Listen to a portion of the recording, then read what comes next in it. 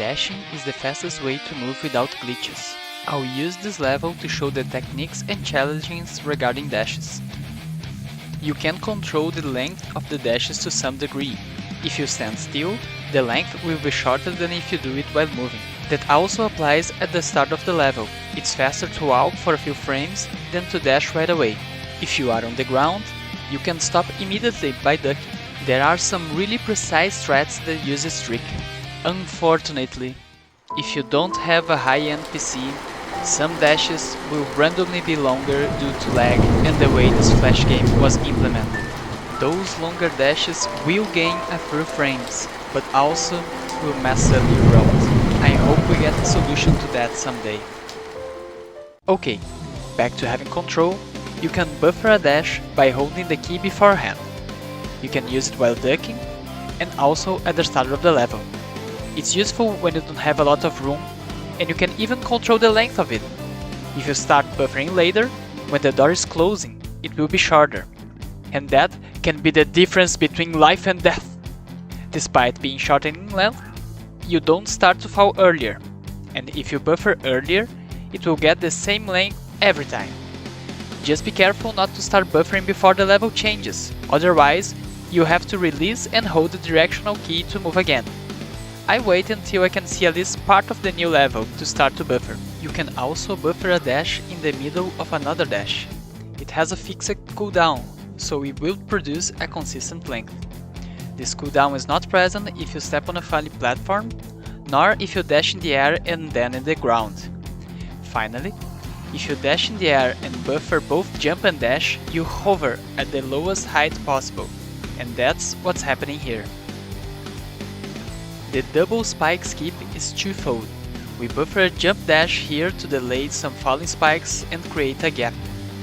If we are fast enough, we can barely skip waiting for the first two spikes, hence the name of the trick. To try to simulate gravity, it takes a few frames to reach maximum vertical speed. For this trick to work, we have to already be falling, and we have to fall really close to the edge. If you get it, you are also required to say the name of the trick out loud. Double spike! Double spike! Double spike. You can also buffer a jump while ducking. You can either buffer a jump while dashing. That won't interrupt the dash, but you will jump at the first frame possible.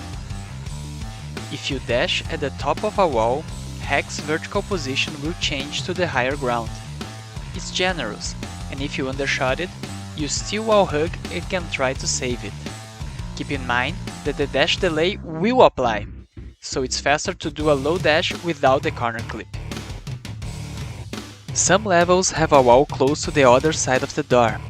In order to fall earlier, we can use the time the door is opening to move back and start a dash from a distance. Because it started earlier, it will end earlier, gaining time. Be careful not to hold the opposite direction while you dash at the door. That will cause a bug that kind of teleports you and puts Rex in a bugged state that is banned in glitchless categories. You have to hit the jump key to finish the level. There's some embarrassing time loss when you jump instead of exiting. To avoid that, you can do three things. Wait until you are sure you are inside of the exit door. Hold the previous jump so you exit at the first frame possible. There are some levels, like 45, that the last jump is really far from the exit, but that works as well. Holding the jump sometimes makes the exit door open when you are still in the air. And the third option is to buffer the jump in the middle of the dash. If you hit the exit door before the dash ends, it will work. Here we can see a combined example of buffering. I hope I was able to help you. There's a link to other Pixel Quest guides in the description. Feel free to comment what you'd like to see in future guides, and thank you for watching.